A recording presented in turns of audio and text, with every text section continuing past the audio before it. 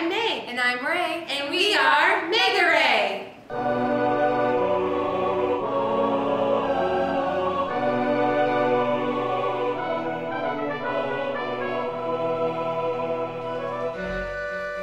This week, if you couldn't tell by our fantastic masks, we are talking about Mardi Gras and New Orleans and all that is fun and festive. And we have a taste of New Orleans here in our town, and they were featured on Food Network. Were they? That is so mega awesome. Do you know who it is? I think I do. They are Zydeco's. Deb Hutchinson is our queen of New Orleans. She brings the Cajun in our town, and she is awesome. And you are a wonderful patron, Deb. So if you want to celebrate New Orleans and you can't make it down to the Big Easy, you should check out Zydeco's in Mooresville, Indiana. Oh, yeah. And they still have some reservations open for Mardi Gras. Oh, they do? They do. Oh, we should do something. We can make that happen. I know. But they do have some reservations open, and you can call them. Unfortunately, I don't have their number memorized, so I'm sorry, Deb. I will get on that. Yes, and call them and have fun. It'll be fun. They have some good eating over there. Yeah, they do. That's where we celebrate teen council end of the year stuff. It's very nice. So, yes. Now we're going to talk about our books, and books that take place in New Orleans or somehow loosely connected to our theme today. Yes. So would you like to start? I would.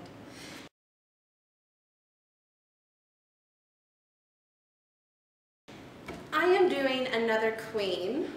We have Deb Hutchinson, who is the queen of Cajun. Well, we have Anne Rice, who is she should just be the queen of New Orleans. She's the one that started this whole vampire gothic genre and really set the stage for it. And other authors have been trying to mimic her ever since. You probably know Anne Rice more for her Vampire Chronicles. But this one is one of her newest ones that she came out. She has written about vampires, witches, and now she's writing about werewolves. Yeah, in Northern California. All right. Of all places. Yeah. So this isn't based in New Orleans like some of her other books, but this is based in Northern California, and it's about this guy who is a reporter, and one night it changes for him, and he becomes a werewolf, and it's pretty much a chronicle of him and what he goes through as a werewolf. Oh, very interesting. Yeah.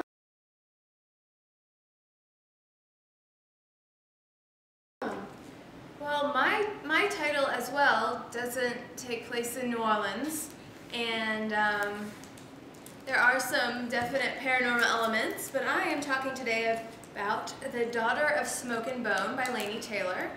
And wonderful series. My inspiration for choosing this book today is the awesome cover art and her very beautiful mask.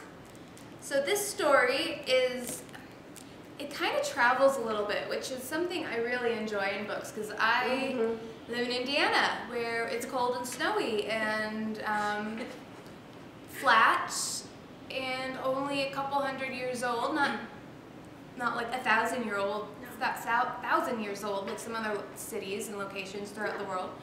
So this mainly takes place in Prague, though Carew, our main character, she gets to travel around a bit. She does. I was actually thinking about going as Carew for Halloween. That'd be fun. Yeah, I even bought the blue wig. She has blue hair. You did? I did. See, I told you I have a blue wig. Oh my. It is blue. It is blue. Yes. Yeah. Yeah. I kind of like you as blonde. Yeah? Not my color? Yeah, you know. So Carew, you're still seeing the blue hair, aren't you? So Carew grows up kind of raised by this very strange family.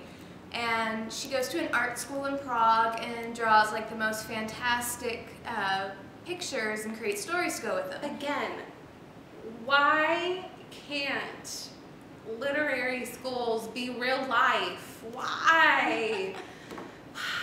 So she draws these fantastic pictures of like these really crazy chimera type creatures. Chimera are creatures with like one body part of one kind of creature and a body part of another kind of creature.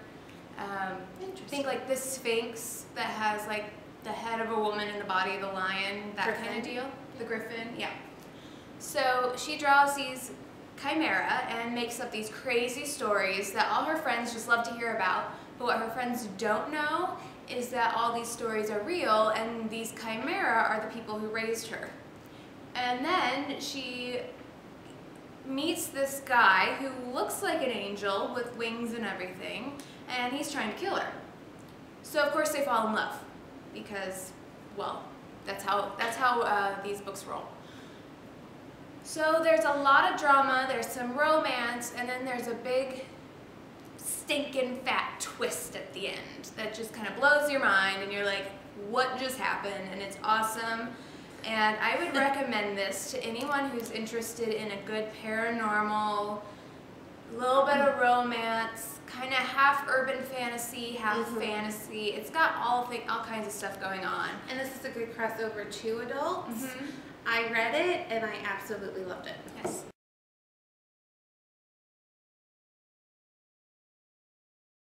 And even better, the sequel just came out. Woo!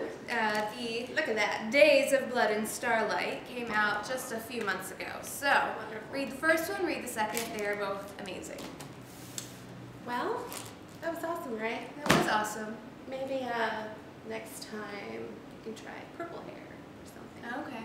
Or maybe next time we can film live from the Big Easy. Woohoo! Ooh, I like that. Road trip! Woo!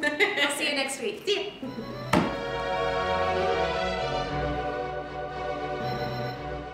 I'm gonna try this one more time.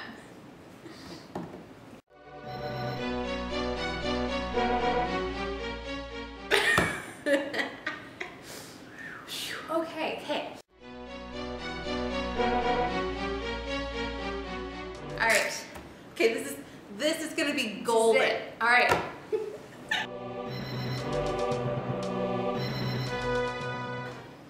Cut. Yeah.